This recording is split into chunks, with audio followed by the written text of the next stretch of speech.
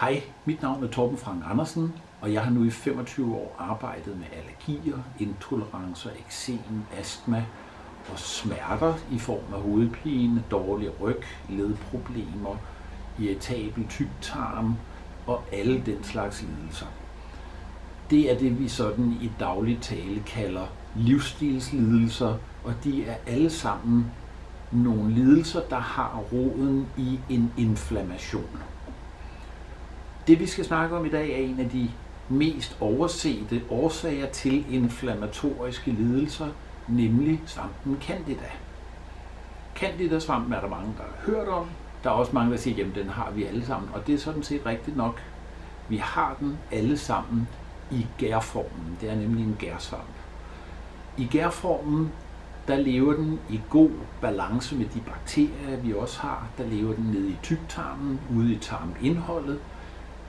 Svampene deler sig, bakterierne deler sig, men fordi de lever i tarmindholdet, så skaffer vi os jo hele tiden af med det overskydende materiale, når vi går på toilettet igennem afføringen. Der er den ganske harmløs, der er den fuldstændig i balance, og der er ikke nogen problemer. Ulemperne opstår, når vi begynder at skubbe til tarmbalancen. Det gør vi blandt andet hver gang, vi får en penicillinkur. Man regner faktisk med, at hver gang vi tager en penicillinkur, så slår vi et sted mellem 6 og 8 arter af bakterier ihjel nede i tarmen. Til gengæld påvirker penicillin overhovedet ikke svampe, fordi penicillin den er udvundet af en svamp. Så vi har en balance, så slår vi nogle af konkurrenterne ihjel, så skal der ikke meget til at regne ud, hvad der sker med de andre organismer, nemlig svampene. De bliver glade, fordi der bliver fodret, og der bliver plads, ergo vokser de. Og der er det sådan, at Candida-svampen er en af de få svampe, vi kender, som har evnen til at skifte til en mere aggressiv måde at vokse på i det øjeblik, hvor der pludselig opstår ubalance i tarmen.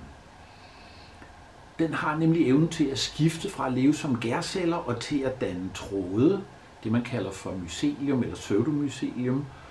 Og når den gør det, så sætter den sig fast inde på indersiden af tarmslimhinden. Lige så snart den sidder fast, så mister vi evnen til at holde balancen i tarmen, fordi så bliver den jo ikke renset ud med afføringen længere.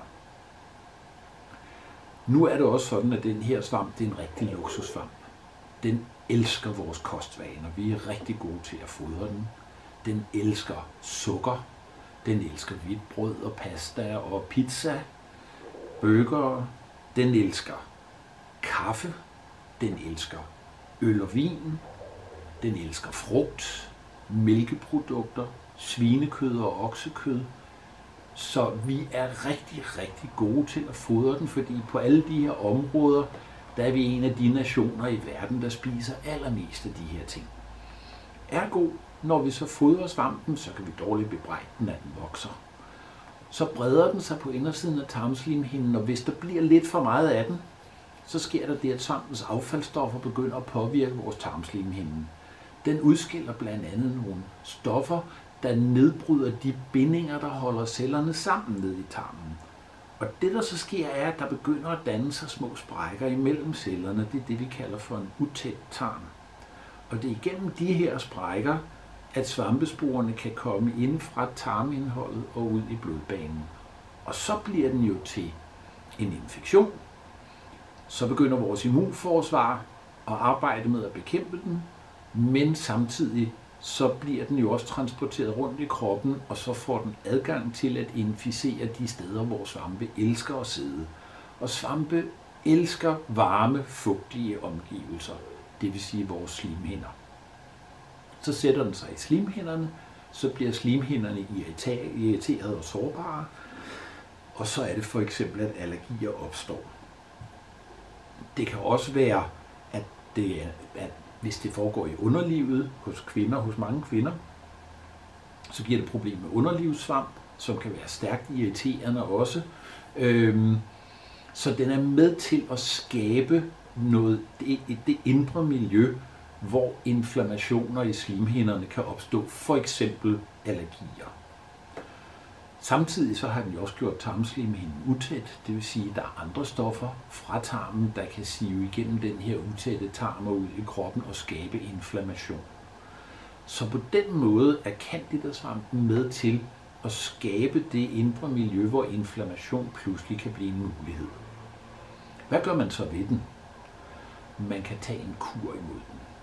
Vi har igennem de sidste 25 år arbejdet med at udvikle en kur, som er super effektiv, rimelig nem at gennemføre, den tager en måned, og som rigtig ofte har det resultat, at svampen den holder sig væk fra den aggressive form bagefter. Det består i en kombination af en antiinflammatorisk kostplan og nogle kosttilskud, der hjælper med at få slået svampen ned og få bygget slimhinderne op igen. Og kostplanen kan du se lidt mere om inde på vores hjemmeside, allergikompagniet.dk. Kosttilskuddene, dem vil vi gerne teste individuelt.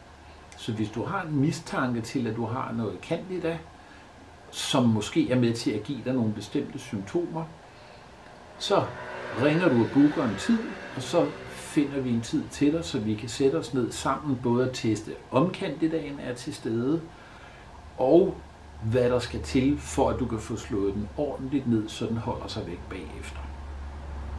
God fornøjelse, og tak fordi du lyttede med.